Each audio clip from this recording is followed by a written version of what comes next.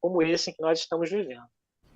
Ontem, Israel realizou uma pequena incursão terrestre na faixa de Gaza. Estamos vendo imagens desse conflito, né? E essa incursão terrestre deu início a um novo momento da guerra contra o Hamas. Essa ofensiva inclui planos de destruir a rede de túneis subterrâneos do Hamas, mas a tarefa não seria nada simples. Hoje o UOL até traz uma reportagem que conta que isso traz uma preocupação grande a amigos, parentes. São cerca de 200 reféns, né, que estimam estar com o Hamas neste momento, e a suspeita é que muitos desses reféns, se não todos eles, estarem mantidos justamente dentro de túneis. Então, os túneis sendo alvo de todo esse poderio bélico dos israelenses, mas há o perigo de que o Hamas tenha colocado também milhares de bombas e explosivos ao longo dos túneis, Sakamoto. Quer dizer, tudo é muito delicado, né? E qualquer passo errado pode trazer consequências severas,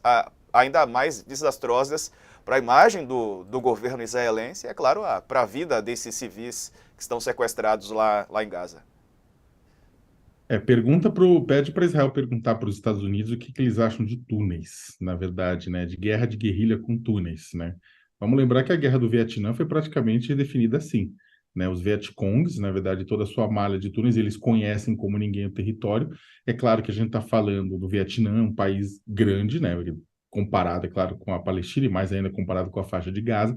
Mas é um inferno logístico, na verdade, né? Não apenas porque pode ter bombas, porque pode ter reféns, porque pode ter becos sem saídas, porque pode ser parte dos túneis, pode ser armadilhas montadas pensando exatamente neste momento de invasão terrestre, né? Então é o seguinte, uma série de razões levam ao fato de que achar que você vai ganhar facilmente e tirar, desintocar essas pessoas sem mortes de civis, sem mortes de pessoas sequestradas, né? Sem baixas significativas para Israel, é um erro. E aí essa é a grande pergunta, né?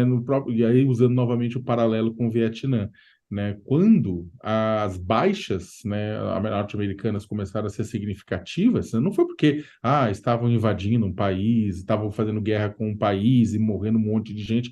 Não era isso que pegou, era o fato de que estava chegando um monte de caixão com a bandeira dos Estados Unidos e os filhos dos Estados Unidos estavam morrendo, né? Exatamente por causa desse atoleiro. Então a pergunta é: quanto tempo, ou mais do que propriamente dito, olha, os túneis, conquistar, não, o túnel é um atoleiro.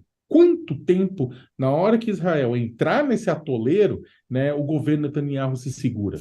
Né? Porque em algum momento o pessoal vai falar: ok, deu, tira ele de lá, bora fazer negociações de outras formas, né?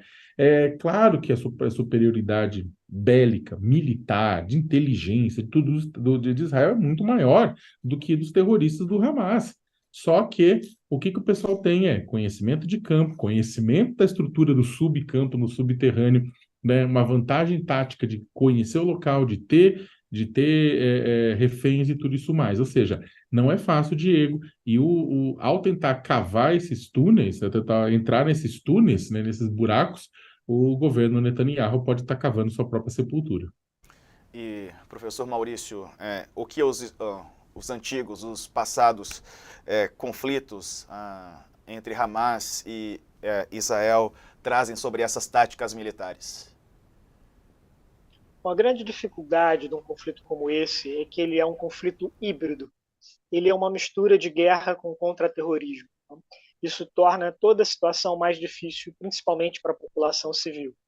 Se o Hamas fosse um exército, provavelmente esse exército estaria se enfrentando com Israel nesse momento em campo aberto, num deserto, como foram, por exemplo, nas guerras de 67, de 73, que foram guerras também muito sangrentas, mas a maioria dos mortos ali eram militares, né?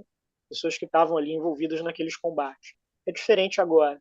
Então, o Hamas governa a faixa de Gaza desde 2006, que foi a última eleição que houve por lá. Então, ele está profundamente ali imbricado nas estruturas do Estado em Gaza. Então é muito difícil fazer essa distinção de quem é o civil, de quem é o combatente. Isso traz enormes malefícios para a população civil. Todas essas medidas de se cortar energia elétrica, de se cortar abastecimento de água, de se fechar a fronteira, o impacto disso para os civis é terrível. Né? Então são lições muito duras e muito amargas. E com todos esses conflitos, com todas essas guerras que aconteceram desde 2005, né, no máximo o que elas conseguiram fazer foi comprar alguns anos de paz e de estabilidade para Israel, mas não muito mais do que 3 ou 4 anos depois de cada guerra. O Hamas voltava, lançava lá uma grande ofensiva. Quer dizer, o que se busca é uma solução realmente de longo prazo, né? Alguma coisa que pudesse resolver o dilema da não criação de um Estado palestino, né? De como o direito de autodeterminação dos palestinos vem sendo negado, porque no longo prazo é só isso que vai garantir uma paz duradoura na região. Mas é sempre muito duro, muito difícil. A maioria dos países apoia formalmente a criação de um Estado palestino, né? O Brasil, inclusive, mas muitas vezes esse apoio tem se mantido só no nível da retórica, sem que haja realmente ações efetivas para se tentar mudar essa situação. Pois é, o Sakamoto, professor, você que nos acompanha,